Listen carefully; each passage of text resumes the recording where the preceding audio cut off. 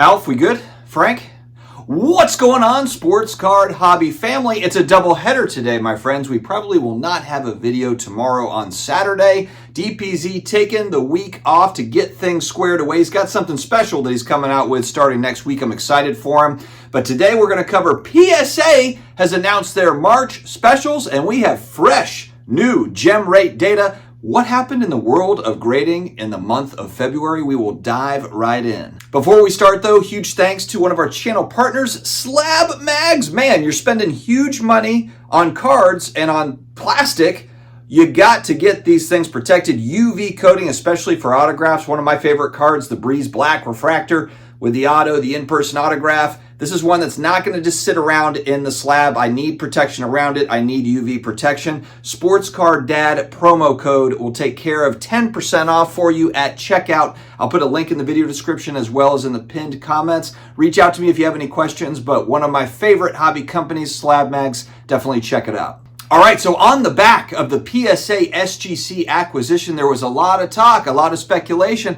We might not have any more specials anymore. It might just all go down the tubes. What's the motivation to do specials? Well, PSA said, screw it. We're going to keep this thing rolling. So what do they do for March? We've got a vintage special from 1960 to 1979 at $14 per card for Collectors Club members only.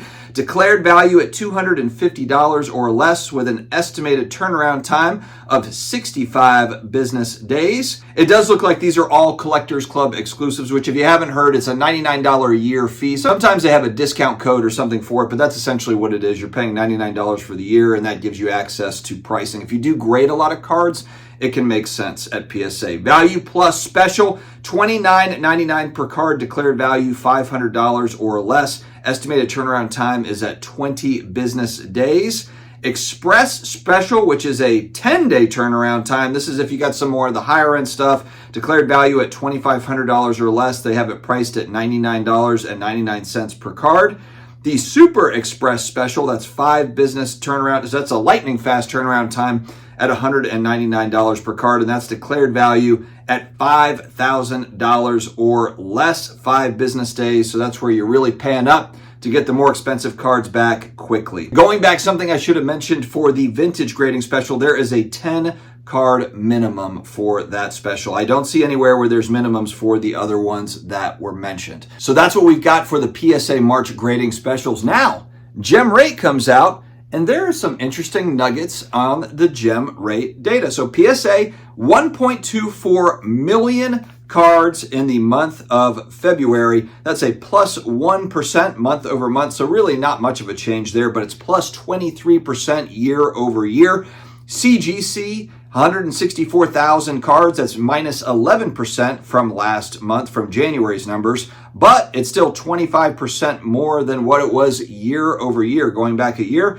SGC, 146,000 total cards. That's minus 7% from last month, but it's a whopping 58% up year over year. That's the biggest increase year over year of all the big four. And then Beckett grading at 66,000 cards. That's up 13% if we're just looking month over month. And believe it or not, BGS leads the pack in month over month increase there, 66,000 cards. And they're up 3% year over year. So, hey, steady growth for Beckett, if you can believe it or not. But I think people would argue, hey, look, this is a grading boom time. This is where all the big companies are really crushing it. And for Beckett, kind of that iconic name, to really just be at 3% and 66,000 total cards when, we're looking at 1.5 million, roughly, almost 1.5 million cards graded by the big four every single month, really consistently. That's tough, a tough pill for a lot of people to swallow that have been around in the hobby for a long time. So let's break it down a little bit. PSA had been grading just as many TCG almost as sports cards. A little bit of a gap though this past month. They actually did 723,000 sports cards compared to 516,000 TCG non-sports cards. That's plus 34% for sports cards year over year and plus 11% year over year. So it's just nothing but growth really on the PSA side.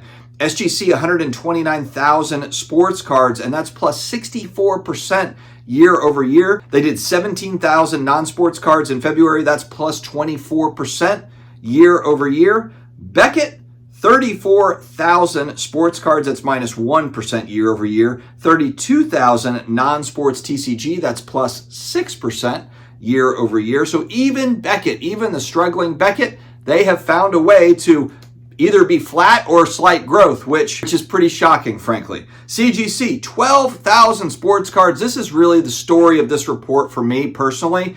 CGC has done a lot. I've seen them in social media channels. They're trying like crazy to get more sports cards in the fold. They're grading a ton of TCG. They have 151,000 non-sports TCG. That's plus 49%. So their TCG non-sports business is up almost 50% year over year. But year over year, their sports card business, grading 12,000 cards in February, that's negative 58%. So there's a huge gap growing now for CGC where they're doing amazingly on the TCG side, the non-sports side, but they need a jolt for sports cards. They are really struggling badly, at least for the month of February, but we've seen that trend down for CGC on the sports card side.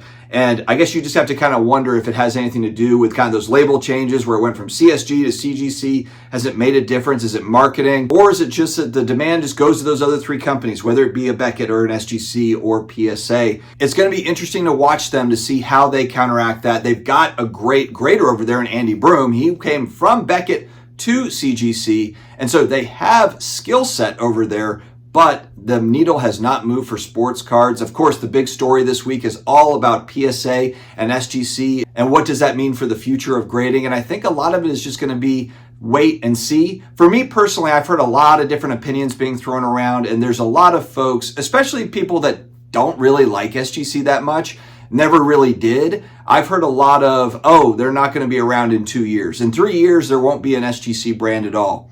I am on the camp. I'm going to stay on the side of, I think the PSA is going to keep them a separate brand, the same way that they've talked about it here. And I understand these are kind of initial talking points.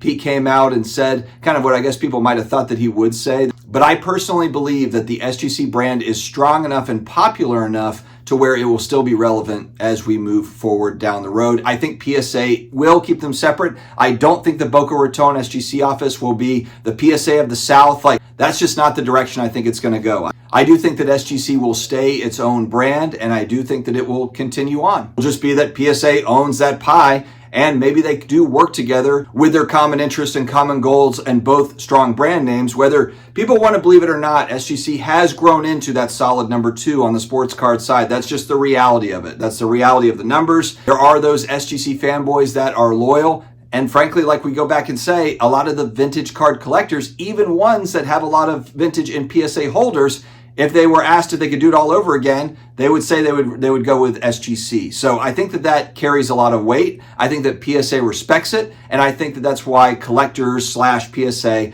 collectors bought SGC. I understand that collectors owns now PSA and SGC, but important to kind of connect all those dots for people that might not understand. The parent company collectors, yes, but we're talking about a very small world here. It's not as if collectors owns 500 different brands. We're not talking about grocery products or something. You know, this is a very small niche world. So it is a big deal that collectors, highly tied into PSA, also now has ownership on SGC. But from what I've seen and from what I've heard, I do believe that they remain separate entities for an extended period of time, not just for a couple of years. But I could be wrong, of course. It wouldn't be the first time. All right, friends, that's what we've got for the grading data in February and PSA's March specials. Let me know how you're going to attack it in the month of March. Are you doing any grading? Which companies are you grading with? I want to hear it. Stay healthy, stay awesome, and I will talk to you again later.